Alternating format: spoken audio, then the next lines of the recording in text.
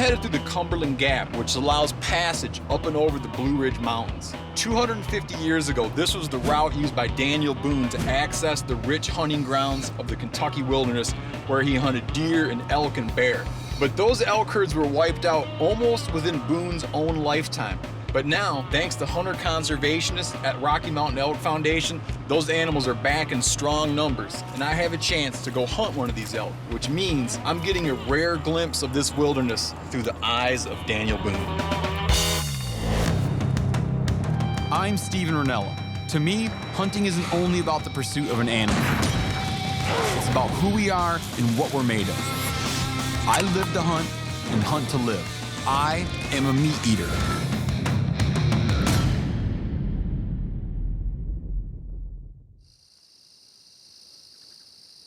This is not what an elk hunt sounds like. You're used to the western stillness, but here you have tree frogs, crickets. So you have all these sounds of the eastern forest, and you look out and you can just kind of imagine, what the eastern U.S. was once like, being that you had these sounds and these smells, but it was full of elk.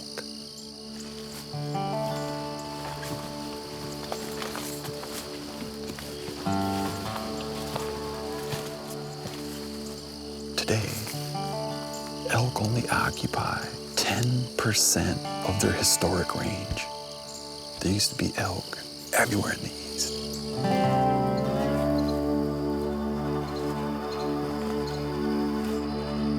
It's only like a recent thing, a couple hundred years, that we've come to think of them as this western thing, like this was what the elk woods sounded like. I'm gonna keep working along here, then maybe climb up. Hopefully we'll hear a bugle. If not, we'll start still hunting that ridge. Back in that direction.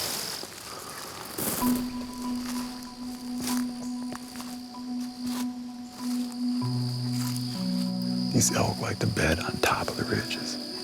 But on the ridge, you get bigger trees, and there's not as much underbrush, so you can see further. So hopefully on that ridge, it'll be like that. We can kind of peer around and not just get stuck in thick brush. The elk, they have a smell. It's like a horse, kind of like barnyard smell. After a while, you can kind of learn to distinguish the smell of where elk used to be and the smell of where elk are right now.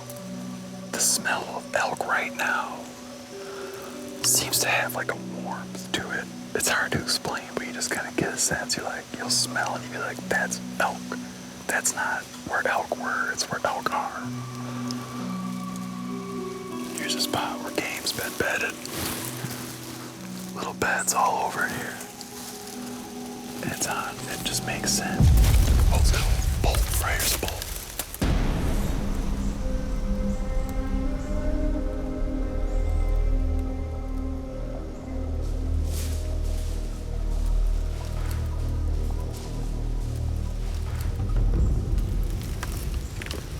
There's a young bull right there. He's coming right up the trail. That's just a young one. That wasn't like a first morning bull. Seeing this gorgeous animal has me thinking about the fact that there was an absence of elk in this part of the nation for well over 100 years. At the time of the American Revolution, elk ranged across most of the lower 48. But as the country moved westward, commercial hunters and pioneers, including my own hero, Daniel Boone, extirpated the animals from the nation's eastern half. Hunter conservationists fought long and hard to remedy the mistakes of their ancestors and bring those animals back. And in the late 1900s, the Rocky Mountain Elk Foundation spearheaded efforts to reintroduce the species to an area of Kentucky dominated by the scars of reclaimed coal mines. The Elk Foundation has been fighting for these elk all along. They run an annual camp here to give a hand to supporters or volunteers who might have landed one of these coveted tags. When I showed up, I dropped by to say hi and chat with Bill Carmen, who's been involved with these elk since the get-go here in Kentucky. I understand this went from being an area where you're doing a reintroduction, and now it's become a source for other states that want to do a similar project. That's correct. So like, how did all that play out so fast? The first elk were actually brought in '97, and for the next 3 years, there were 1,500 elk brought in. It blows my mind there was that many animals. Yeah. So it was like commitment. It wasn't like, let's just put a few down and see what happens. Right. It was a big commitment from the Elk Foundation. It was about $1.25 million. Back in the Daniel Boone days, and they were in central and western Kentucky, we now call the bluegrass savanna because there's a lot of grassland. What happened with this surface mining, it created what I like to call a new savanna. Yeah. So these vast open grassland areas, which are perfect for elk. Elk hunting in the West, you're used to these like big vistas, you know, like you look and just see everything. You're just gonna get in a high spot and glass all day. But here it seems like you gotta just get in there and find them, you know. Well, there are places, and if you really get into the rut and they're bugling, there are places where you see a lot of elk. But generally, you gotta hunt them. Well, I'm gonna do it. Good deal. Good luck. Yeah, thanks for the information. Yes, sir.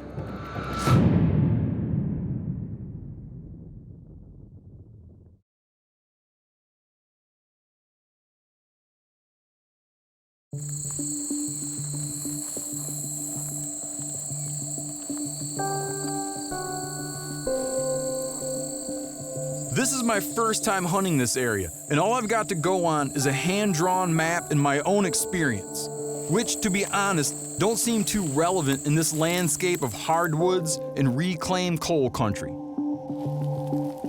I timed my hunt to coincide with the rut, when the bulls are looking to mate, in hopes that I'd catch some bugling action that might help draw me into some animals. There's elk droppings. Problem is, it's awfully warm and the elk aren't making much noise at all. So I'm just keeping my eye out for fresh sign and trusting my instincts. This is a pretty ambitious rubbing project right here. Little bits of hair stuck up this high. That's a good sized bull there. I've already seen one bull today, so I know they're here. I just need to bump into another. It's getting on evening time now. It's probably another hour and a half of daylight. Haven't heard any legit bugles. Saw that one bull. And you know, already I'm like, man, I should have shot that bull, but that would have been the first elk in Kentucky I ever saw. And it seems like to shoot the first something of, you know, to shoot the first one of something you've ever seen in a place is a little bit not right.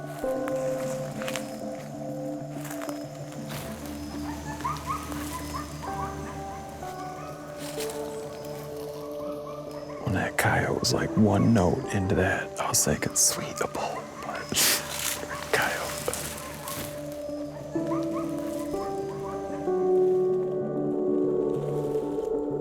As I get to the top of another ridge, the elk sign starts to get intense. A bull has been here. I can just feel it.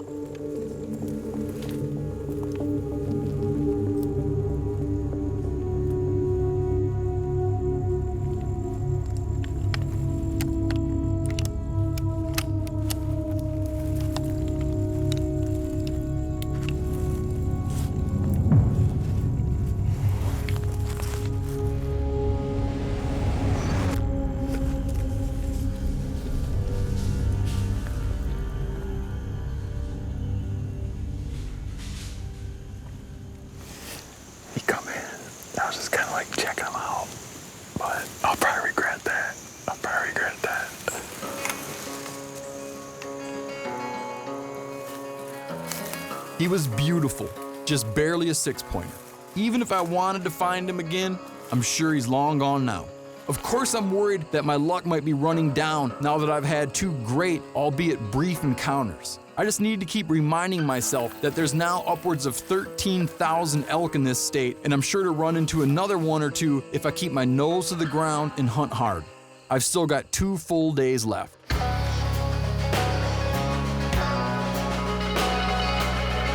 The next day, I'm back on the ridge. The wind shifted enough where I'm just gonna pick up the same ridge and take it a different direction today.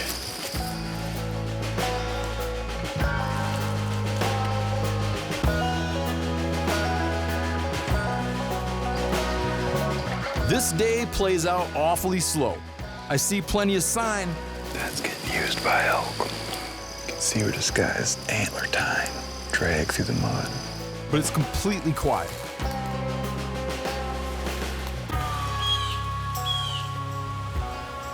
And while I take great pleasure just being in this strangely beautiful environment, every minute that passes makes me wonder more and more if I missed out on my only chance by passing those bulls. Late in the day, I get a break, or at least I hear one.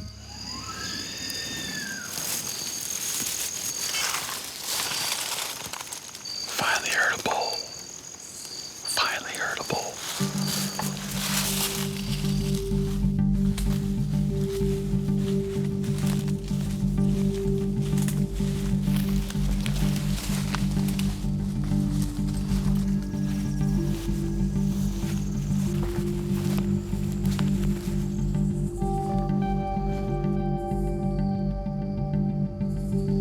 Where's this bullet go again? We're gonna run out of daylight.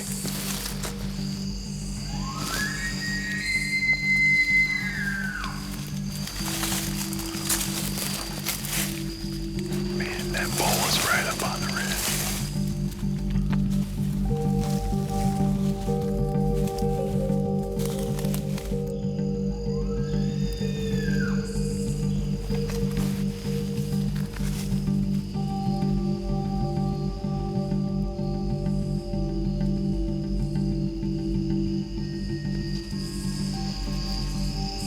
Shoot, man.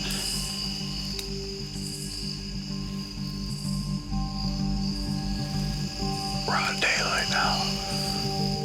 That bull might have just gone over that top. He must have been up on that ridge the whole time. That didn't work out, but it's a very good sign. This bull's bugling. I'm gonna mark this spot for tomorrow. Maybe he'll be fired up in the morning.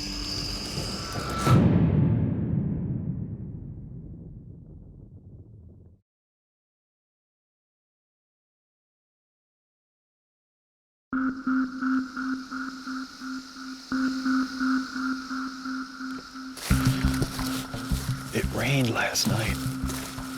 The temperature's a little bit lower. Hopefully this change in the weather is gonna bring on some bugling. I mean, I just would really like to just hear this place light up with bugles, man. I know it happens. I'm gonna work that ridge that bull was bugling on last night. Try to re-find him today, or find a new one.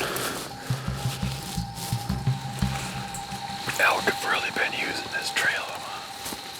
I feel like they're feeding in this stuff, which is all old reclaimed coal mines. But they're moving out of it so early, I think. I haven't seen, you don't see them out. I feel like they're just, before it gets light, they're into the timber.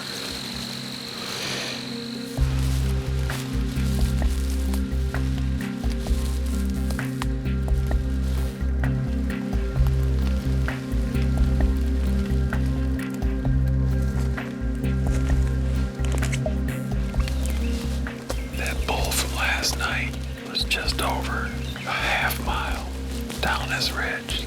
Conditions are pretty perfect because we got an upwind and there's a little bit of noise in the air from the water falling, rain and drip, which kind of masks the noise you make, and you don't make much noise at all because the leaves are wet. And there's a trail running down the spine of this thing, so it's like pretty ideal still on circumstances.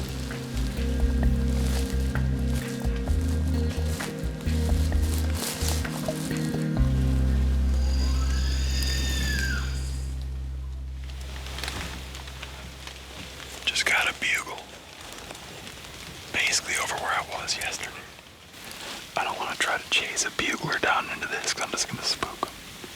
If I knew what side he was on, I might know what ridge he's going to go to, whether he's going to go bend up there or he's going to come bend up here. So I'm just going to keep listening, try to get even with him and figure out where he is.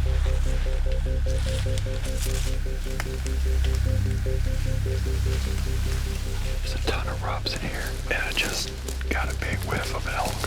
I'm starting to think that bugler is on my ridge, it's not on the other side.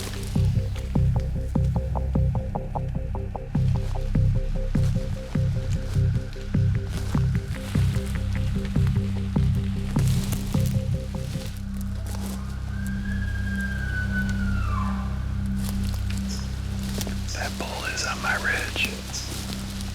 My ridge keeps hooking around. He's down below me on this ridge somewhere. I hope the wind stays good.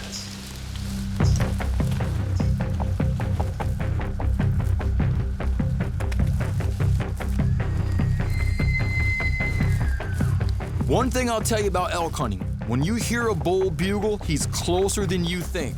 And that bull is right here.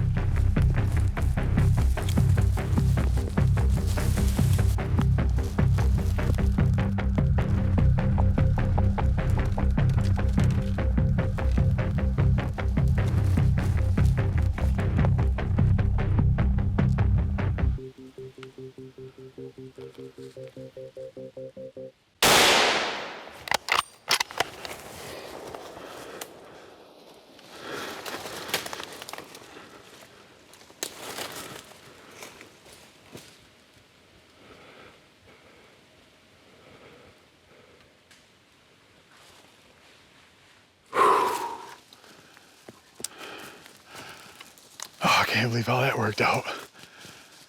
Oh, man. Whew.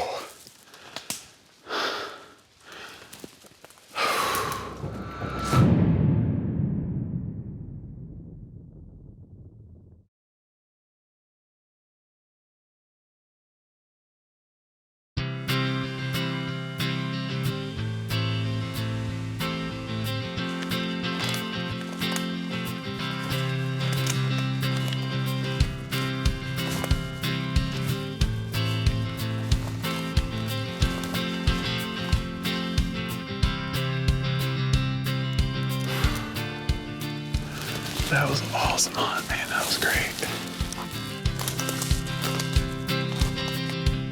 Wow, what a gorgeous animal.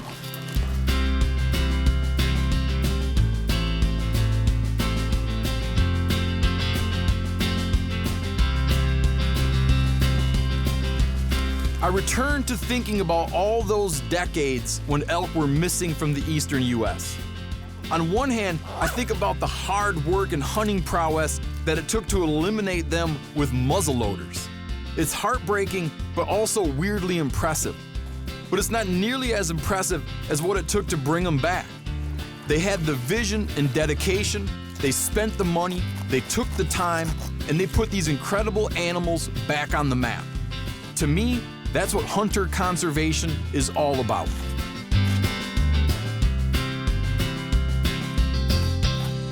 Said that Daniel Boone's favorite meal was elk liver. So when I get done butchering this thing and I go to have lunch, in his honor, I'm gonna have a little elk liver right here and sit in these hills that he hunted and just enjoy the feeling of it all.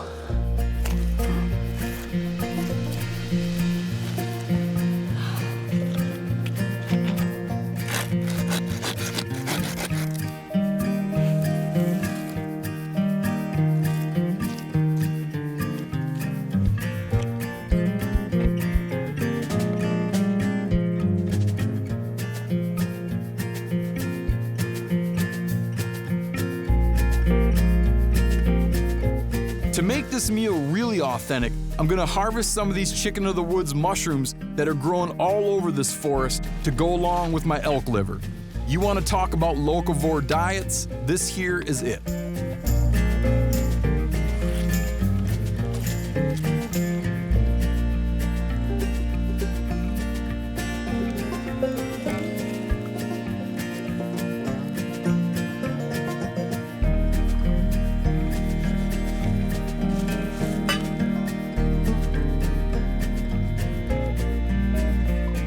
Drop these I don't like to cook liver too much. I like it pretty rare.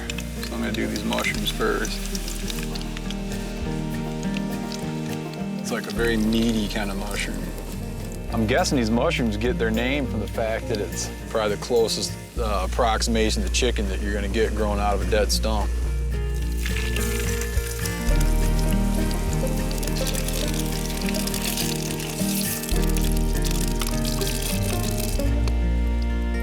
This is like a tapas bar here.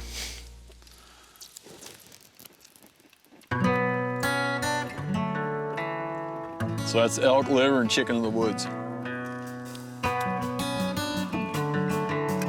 Man, it's a strong liver.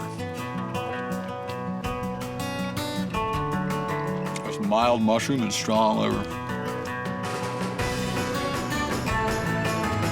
It kind of says something about Boone that elk liver was his favorite meal, if that's true. It says that he was not afraid of potent flavors, man. Which is admirable quality for a guy to have in my mind.